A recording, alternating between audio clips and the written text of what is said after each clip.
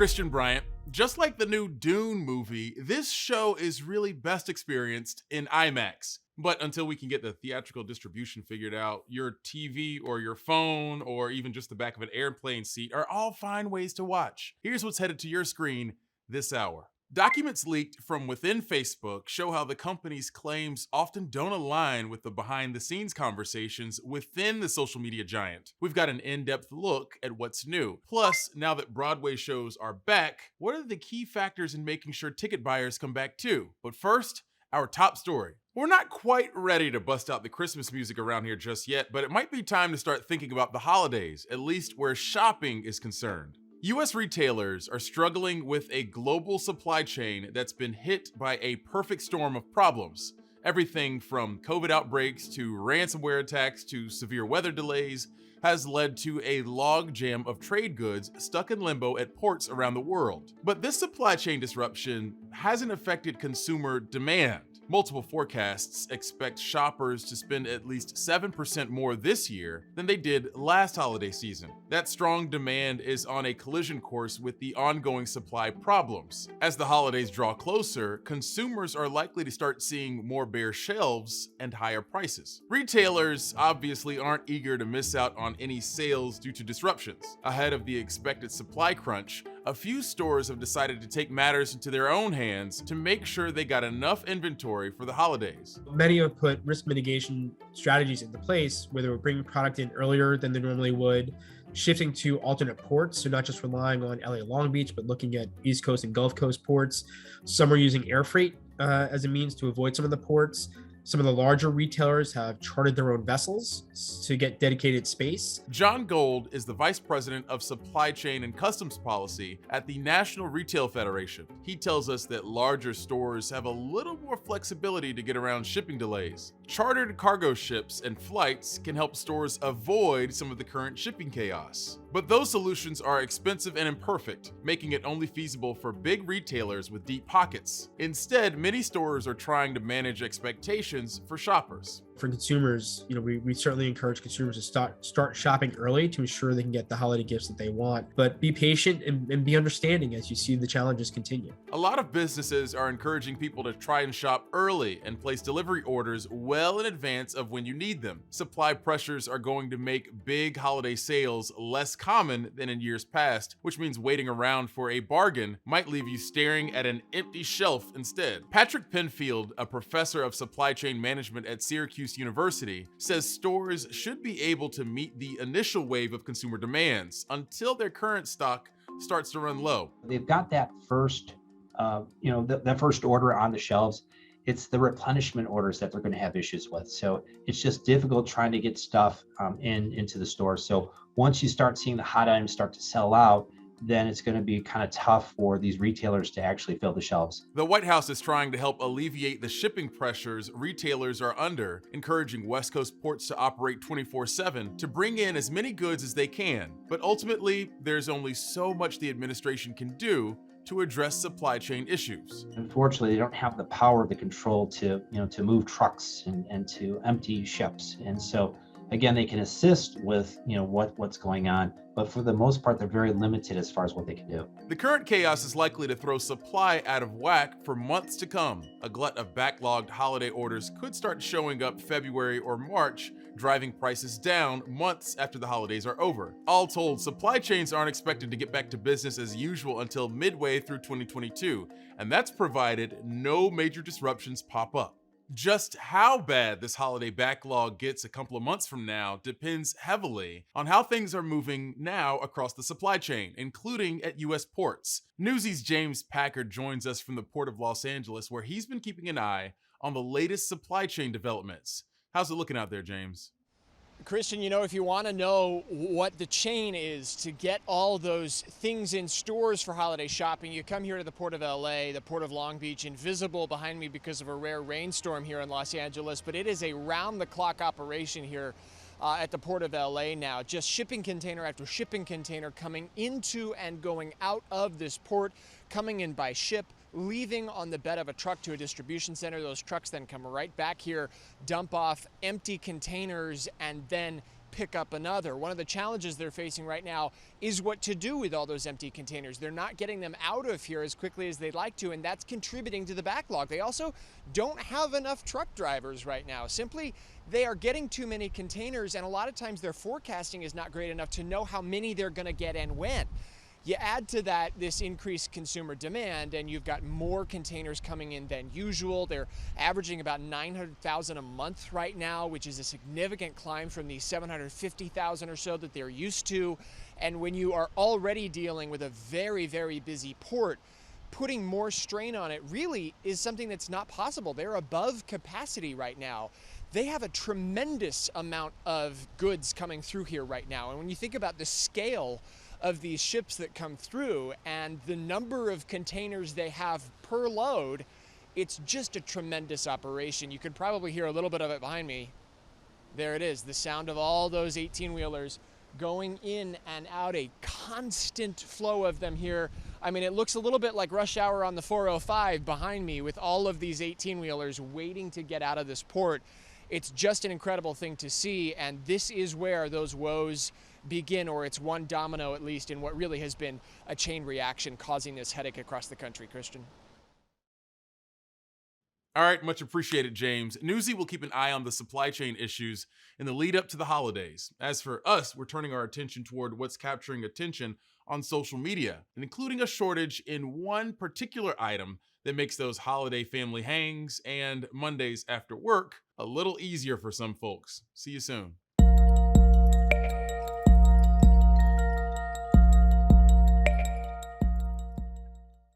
Sunday nights, Newsy takes you to the edge. Exploring untold stories. It's literally an existential threat. Going far beyond the headlines. Today, social media is the real world. Hey, grandkids. There needs to be a bridging of the gap. In real life, a next generation news magazine. New episodes, Sunday nights at 8:30, 7:30 Central, only on Newsy. Welcome back, gang. We all need a break from our devices sometimes, right? Just a moment to close your laptop or turn over your phone and, I don't know, enjoy the world around you or worry about what you're missing. At any rate, we dove into what's trending on social media so you don't have to. You're welcome. Here's what's trending. If you've needed a little liquid courage to put up with seeing your family over past holidays, you might need a different approach this go round. As we mentioned before the break, there's a global supply chain shortage that's still tied to pandemic-related disruptions, and alcohol is one of the many products now set to be affected. Ships containing it can't get in due to backups at key ports, and distributors warn that existing staff shortages are also hurting their ability to get food and drink products out to stores. Even shortages in glass mean that local manufacturers can't produce as much. Studies have shown alcohol consumption has gone up since the start of the pandemic, and with the country's supply of booze in trouble, that means we're due for quite the pandemic-era hangover. Roku stick, $40. Downloading the Newsy app, $0. Joining us for In the Loop every night, priceless. The old ad used to say, for everything else, there's MasterCard. That everything else could soon include using cryptocurrency. CNBC is reporting the credit card provider is preparing to integrate crypto services into its network, which includes thousands of banks and millions of merchants. What does that mean for you? It means that your credit card could soon come with a crypto wallet, or that you could earn rewards in crypto, or that you could be able to convert your airline or hotel rewards points into Bitcoin. MasterCard estimates it currently has 2.8 billion cards in circulation, which means this move could greatly expand how the average MasterCard user interacts with crypto. If you've consumed any news at all lately, you've likely seen how Facebook is dominating the news cycle. The social media platform, with its uber valuable birthdays calendar, is under even more scrutiny after a trove of leaked documents revealed that, among many things, Facebook has been aware of how hate speech on their platform has turned into real-world violence, but hasn't always addressed those concerns. It's hard to say if we've seen the climax of this issue, but we can say that much of this kicked off when former Facebook employee Frances Haugen went public with what she described as the company's tendency to choose profits over safety. Haugen released the so-called Facebook papers to the Securities Exchange Commission, and several outlets, including the Washington Post, got a chance to review redacted versions of those documents. Based on those papers, our partners at the Post are able to show how founder and CEO Mark Zuckerberg's public statements to Congress didn't always align with what was said internally at the company. Some people say that the problem is that social networks are polarizing us, but that's not at all clear from the evidence or research. Others claim that algorithms feed us content that makes us angry because it's good for business, but that's not accurate either. The Facebook papers are more than 10,000 documents downloaded by an internal whistleblower at Facebook that really show over and over and over again how Facebook is well aware of the harms that its platform causes to society. One of the big ones is around their failure to control hate speech. Another big one is that their algorithms actually encourage polarization. And then there's a good amount about their failures on January 6th during the insurrection. Zuckerberg's public statements are in many ways at odds with what the documents say, sometimes directly at odds, and sometimes just the spirit of them seem to be in bad faith now that we have a much bigger picture of what the company actually knew. He publicly has said that the company takes down, he believes, 94% of hate speech. We see from the documents that its own researchers said that they are taking down less than 5% of hate speech on the platform. Over the last few years, we've gone from proactively identifying and taking down about 20% of the hate speech on the service to now we are proactively identifying, I think it's about 94% of the hate speech that we end up taking down. He has said that the algorithms at Facebook do not optimize for making people spend more time on the platform. In fact, its most key metric, meaningful social interactions, is measuring things like how many times will people reshare a document or a post? How many times will people comment? I've heard a lot of people say that we're optimizing for keeping people on the service. The way that we view this is that we are trying to help people have meaningful social interactions. But that's very different from setting up algorithms in order to just kind of try to tweak and optimize and get people to spend every last minute on our service, which is not how we design the company or the services. Well, it turns out that their own studies show that their algorithms cause a lot of polarization.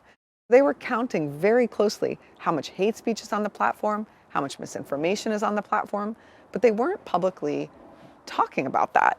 What they would say publicly was, as CEO Mark Zuckerberg said, the jury is out about whether social media platforms cause polarization. We design our systems to show people the content that's going to be the most meaningful to them, which is not trying to be as divisive as possible. The overall picture we get is that Facebook did not action on the many, many dozens of suggestions to improve its platform because many of those suggestions would have sacrificed growth. They would have sacrificed key metrics like engagement that Mark Zuckerberg really cares about. And they would have had many false positives, meaning they would have taken down a lot of non-problematic comments by mistake. And Zuckerberg and the leadership were not willing to tolerate false positives. That said, they have tons of false positives already, but they weren't willing to tolerate more. The key question will be, how much did he actually know about the specific harms that were cited in the documents that the researchers found, and how much did he sanction them? Many thanks to our friends at the Washington Post for their reporting. Now, you probably know that humans have a key role in causing climate change, but we're not the only species putting greenhouse gas into the air. We'll tell you more after the break.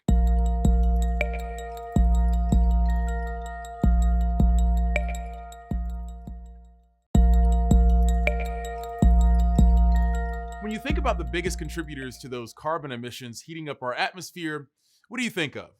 Maybe fossil fuels, traffic jams, but how about cows? Yeah, cattle might be good for a lot, but they are absolutely no good for the climate.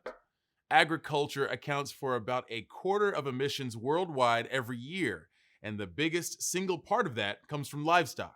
In this upcoming episode of our Newsy Datalog series, we look at a novel kind of farming that's meant to cut down the carbon footprint of cows. Newsy's Ellen Rolfus takes us out to pasture.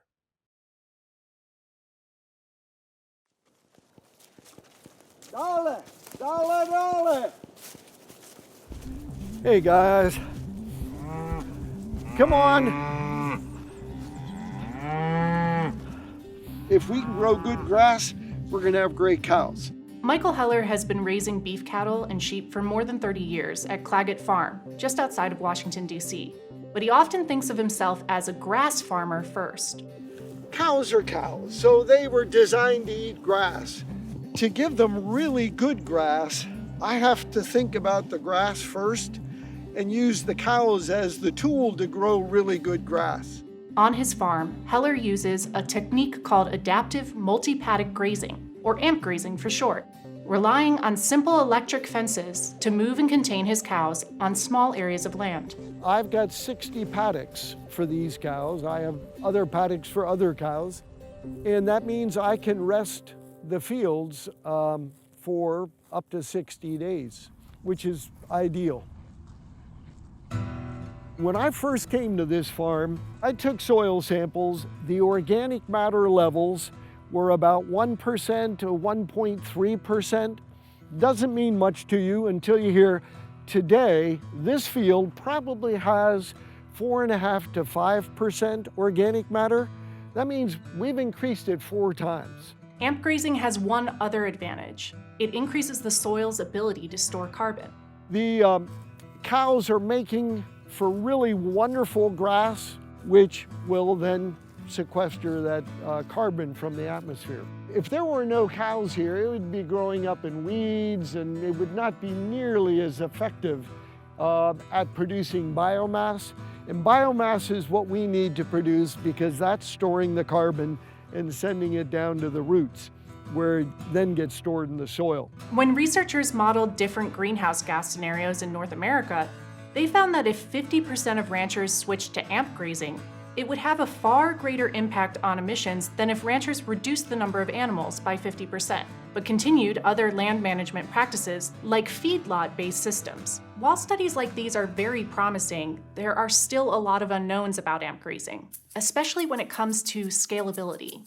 Outside of academic studies, it can be very difficult to measure changes in carbon levels in soil over time. And the amount of carbon stored can vary greatly based on the type of soil that's present, precipitation levels, and temperatures. Plus, perhaps most importantly, the amount of land it takes to raise cows with AMP grazing is far greater than the amount of land that's needed to raise cows on feedlots. Using more land to raise cows could exacerbate losses of soil carbon, especially if intact ecosystems are destroyed as a result.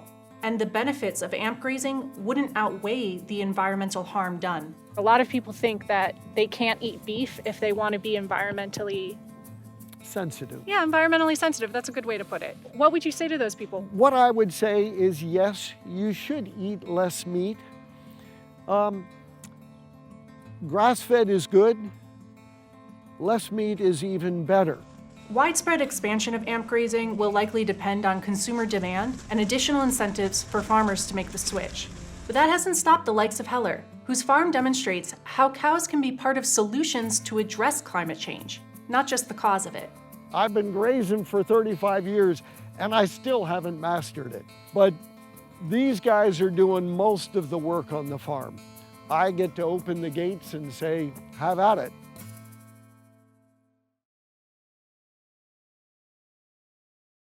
And working with cows isn't the only way we can innovate the way we farm. One company is utilizing a method of indoor farming that requires 90% less water than traditional farming, and that could be a game changer for drought-stricken areas in the West. National reporter Maya Rodriguez tells us more.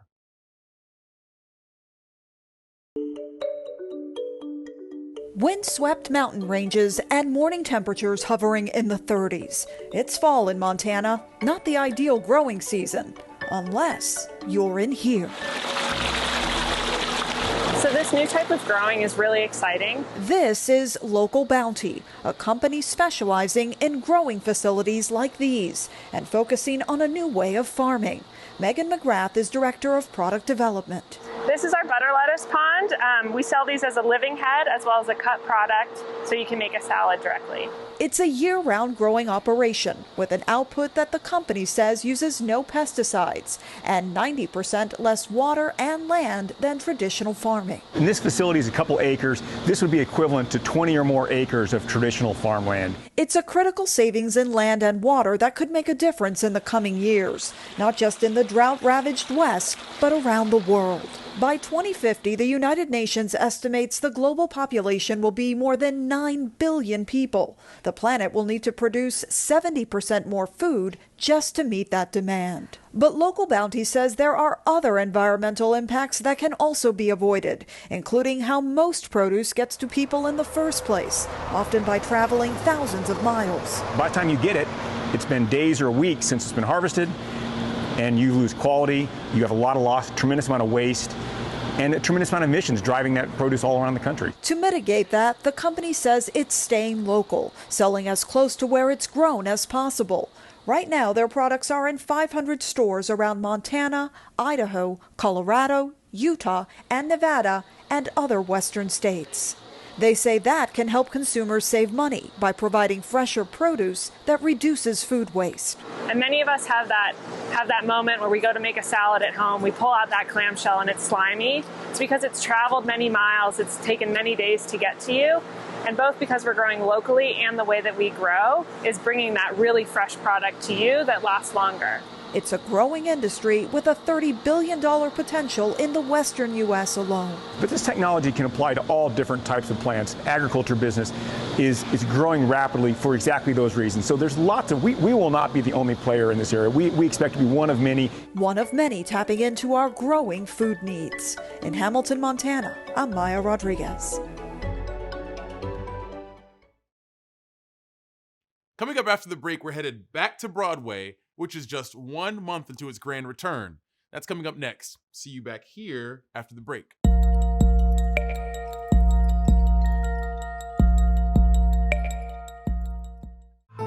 It's time to see the bigger picture, widen the lens, narrow the divide. We must love and support one another! That support is shifting, and it's shifting toward concern for climate. It's about the whole community stepping up to help. Not everything is left or right, good or bad. The human capacity for change is so inspiring. It's time to look closer at the whole story. A hurricane don't care what your color is or how much money you make. It affects us all. It's time to ask, why? The whole goal is to point people to something bigger. Introducing a new point of view. Yours. Newsy. Watch free 24/7. Broadway is back, y'all. We're just about 1 month into this strange new era for the heart of the theater industry in New York. So we're wondering, what will be the make or break factors for this return after the longest shutdown in Broadway history? Governor Cuomo's ban means that Broadway will not be able to hold shows. All performances are suspended through April 12th. The coronavirus pandemic is forcing the lights to remain out on Broadway until at least June 7th. When doors first closed back in March of 2020, more than 95,000 full-time employees suddenly found themselves out of work. And that's only talking about those tied directly to Broadway in New York City. During the pandemic, actors found themselves doing things like voiceover work, virtual performances, and starting their own businesses to make ends meet.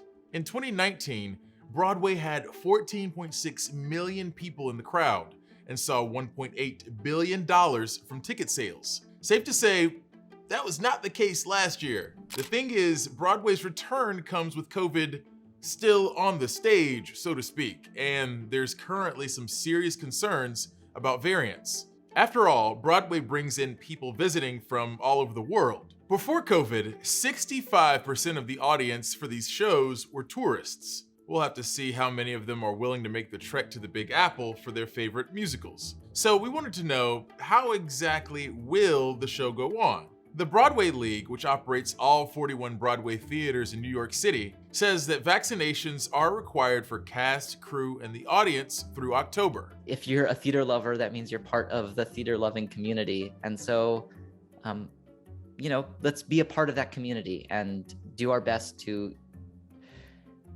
get rid of COVID. People attending the shows also have to wear masks, except when eating or drinking, so much like the movie theaters. Kids under 12 or anyone with a medical condition that keeps them from getting vaccinated must provide a negative PCR test instead. So they are really running a pretty tight ship. The Actors Equity Association, a union that represents actors and stage managers, has also worked to implement new ways to make sure Broadway is as safe as possible by creating a new position for crews called the COVID Safety Manager. This person handles things like monitoring and enforcing guidelines, sanitizing, and contact tracing. With so many shows back on the stage, the biggest question now isn't whether the productions will return, it's whether the ticket buyers will. And those numbers so far don't tell a clear story of a comeback. So a bit earlier, we heard from Ethan Slater, an actor who plays SpongeBob in SpongeBob SquarePants, the musical. And they say the perfect job does not exist. Actors like Ethan are cautiously optimistic about getting back to the stage, and obviously they are an essential part of Broadway's reopening at this point in the pandemic. Newsy's Casey Mendoza has more.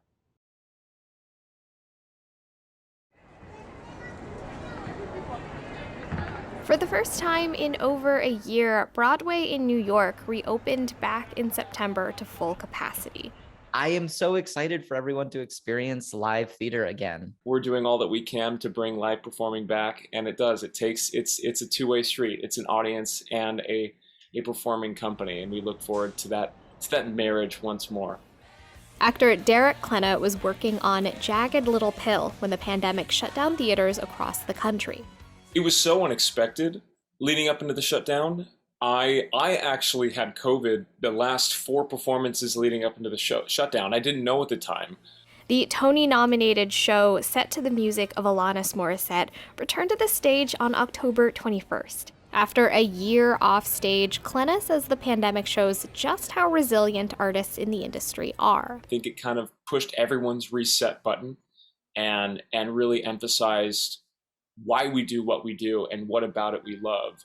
I never thought my world could end. Actor Ethan Slater is best known for his Tony-nominated role as SpongeBob in the SpongeBob musical, and his first live performance back was at Times Square for the Broadway Buskers concert series. And I'm nervous about it in a couple of ways. I mean, obviously there's like the practical COVID ways, but I'm also just nervous about it because this is maybe the longest I've gone without putting myself out there in front of an audience.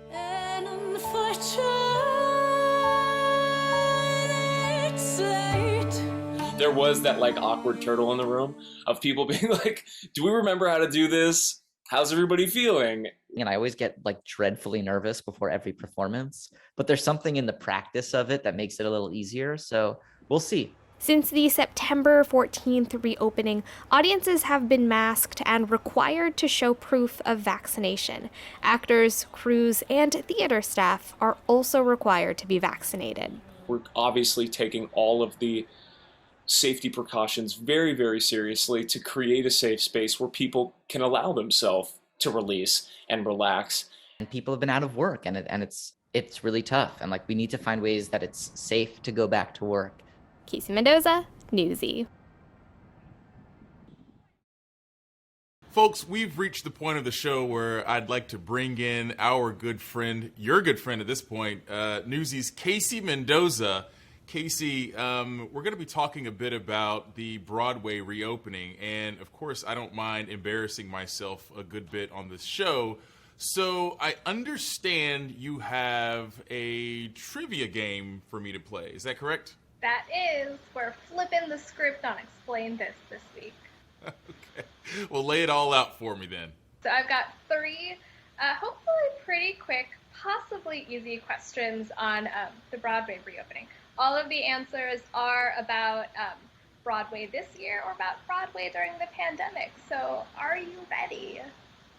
No, I'm not. But, I mean, let's get to it, really. Just wanted to be honest with you and our audience. So, I mean, hit me with the first question. So my first question is, 3 of the most successful Broadway shows are among the first to welcome back audiences following the, more than year-long shutdown. Can you name at least one of those musicals? I don't know why this is on my mind, but is Oklahoma one of them? It is not one of the three. The three we're looking for were Hamilton, Wicked, right, of course, and The Lion King. Hamilton, Wicked, and The Lion King. Why didn't I go with Hamilton? I mean, Hamilton is like... That would have been the smart answer. So the next one, there are a lot more answers. You will only need to name one. But a lot of the productions coming back this fall were originally cut short when the pandemic hit over a year ago. Can you name at least one returning show? Hamilton. That was maybe the wrong one. So Hamilton is coming back this year, but it was not cut short by the pandemic last year. So sorry. But like some cool ones that are coming back, Jagged Little Pill, which stars Derek Klena, who I interviewed for my story. Hadestown made a big splash last year, but was cut short. Aladdin, another Disney classic, cut short by the pandemic last year. Okay, I think you're gonna get this one. Fingers crossed. I wouldn't be so sure. What popular cartoon movie did TikTok users turn into a musical virtually? I know this one. Ratatouille. Ratatouille was the one.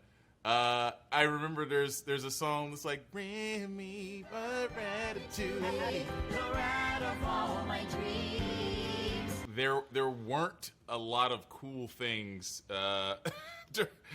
during that portion of the pandemic, and that was one of the bright spots, watching people come together and have a little fun with Ratatouille of all things.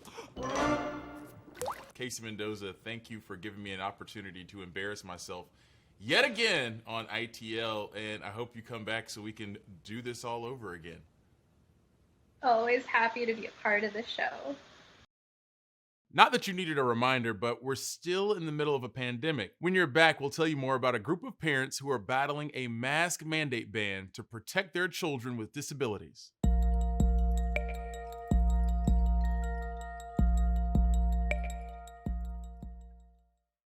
On the next In Real Life. It's literally an existential threat to our coastal communities. Water rising, power's out. We did not think it would be so bad.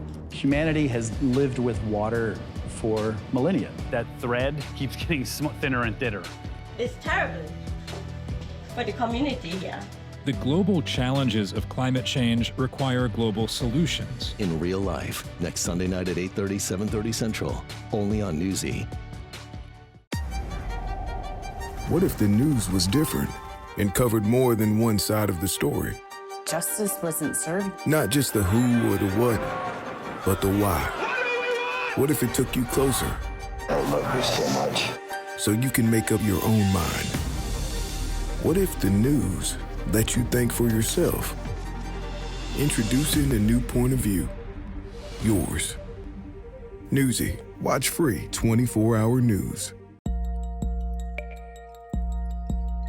The debate over mask mandates in schools has moved to the courts. 11 parents of children with disabilities and disability rights groups have filed a federal lawsuit challenging an Iowa law that bans school districts from imposing mask mandates in schools. The parents and disability rights advocates say banning mask mandates leaves children who are too young to be vaccinated or have disabilities, including underlying health conditions, unprotected.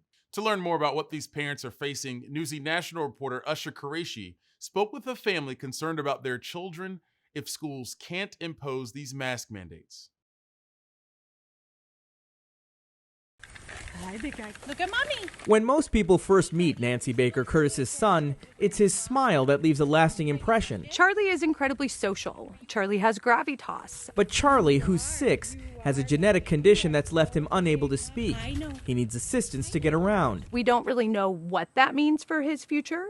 He's diagnosed with intellectual and physical disabilities. He's also immunocompromised. You are. The combination puts him at a higher risk for severe illness or even COVID mortality. Everything goes into his mouth, and so it's just really hard for Charlie to be able to communicate to us if he's not feeling well. But this past spring, the Iowa State Legislature passed House File 847. It restricted local school districts from mandating face masks be worn in schools. It just really was upsetting. I felt as though my rights as a parent had been stripped away. Last month, 11 parents of children with disabilities and disability rights groups filed a federal lawsuit challenging the Iowa law. Bans on mask mandates in schools violate federal law, the Americans with Disabilities Act, by essentially excluding students with disabilities from being able to attend school in person safely. Shira Wachschlag is the Senior Director of Legal Advocacy and General Counsel at the ARC. They've been working closely with the ACLU and the families on the Iowa lawsuit. It could certainly have impacts beyond just Iowa, and there have been a couple other federal courts at this point that have also ruled favorably for students. The U.S. Department of Education has opened up 7 civil rights investigations into states where masks have been banned or restricted, including here in Iowa. Texas, Florida, Utah, Oklahoma, Tennessee, and South Carolina are also on that list. Federal courts have already blocked some of these state bans. Here in Iowa, a preliminary injunction allowed some districts to implement mask mandates while the lawsuit progresses. Wachschlag also points to guidance from the American Academy of Pediatrics and the CDC's recommendation of universal indoor masking in schools regardless of vaccination status. We believe that benefits everyone, but in particular, it also benefits students with disabilities who literally would have to choose between life or death or serious health repercussions to attend school. Charlie's school is now working with his family and he's returned to in-person learning. The kindergartner isn't able to wear a mask and relies on those around him at school to keep him safe.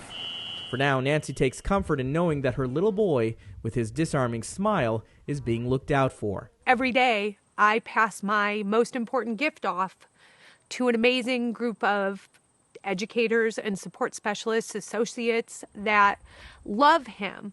And I am so lucky to have this. In Grimes, Iowa, Give a nice smile. I'm Usher Qureshi. Thanks for that, Usher. And on another front for COVID-19 in kids, the question of when and how vaccines will roll out to young children across the U.S. is still lacking clear answers. But an FDA meeting could shed some light. National reporter Bo Evans has more. The FDA's advisory committee is meeting Tuesday to review the effectiveness of Pfizer's COVID-19 vaccine in kids ages 5 to 11, getting us one step closer to vaccinating that age group. I think the public needs to recognize that tomorrow's meeting is just the first step of several that need to be undertaken. That's Mitch Rotholtz from the American Pharmacists Association. He says after Tuesday's meeting, the CDC's vaccine committee will meet on November 2nd and 3rd, and the director could make a recommendation after that. Once that final approval comes across, based on what's happened in the past, how quickly can we expect the distribution of that vaccine to go out? When the FDA starts its process and does its EUA authorization, the flow of supply to jurisdictions will start, but it won't be available to providers until the final recommendation comes out of the CDC. So, if everything goes smoothly, he says that kids age 5 to 11 could start getting vaccinated the first weekend of November. Access points will be there. The limitation is again, it's a new vaccine supply. Getting it will be phased in, and not at the extent that it was a year ago where we really had a supply limitation. Mitch told me the vaccine should be available through your pediatrician, your local pharmacist, and through state and local governments. He also said where you're located should not have an impact on when your vaccine's available. There are some important differences between the vaccine adults received and the one that younger kids could get. The amounts we're giving are really tailored to what people's bodies need so that they get a nice vigorous response, and then when they see the virus, they're ready for it. Dr. Aaron Millstone is an infectious disease specialist with Johns Hopkins Children's Center. He told me that the dose for kids is about a third of what adults received. That's because kids' immune systems tend to respond more aggressively than adults, so they don't need as much. It's also going to look different. These pictures from Pfizer show the orange cap and label to set it apart from the adult dose. COVID is not gone, and we will continue to rely on vaccinating children and adults to get us out of this pandemic. Dr. Millstone says if you're nervous about having your child vaccinated, reach out to your pediatrician and ask them any questions about its safety now. That way, when the vaccine becomes available, you're ready. I'm Bo Evans reporting. Coming up after the break, we take a quick look over our top stories from today to get you up to speed. But first, if you haven't done so already, or if you have and you just really like connecting with us, give us a shout on social using the hashtag #NewsyInTheLoop. I would suggest saying "in the loop" 5 times in front of your mirror, but let's be honest, I don't need to be popping up in nobody's bathroom. So let's just keep it cute and non-spooky.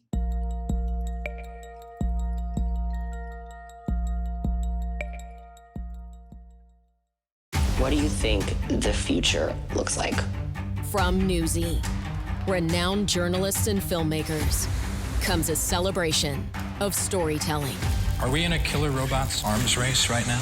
When the suspect admits to it, I'm not going to argue the law with you. New features every week.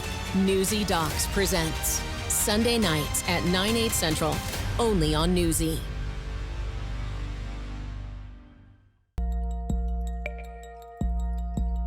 Before we close out the night, we want to make sure you've heard the latest on our top stories. So let's go over those again right quick. US retailers are struggling with a global supply chain that's been hit by a perfect storm of problems.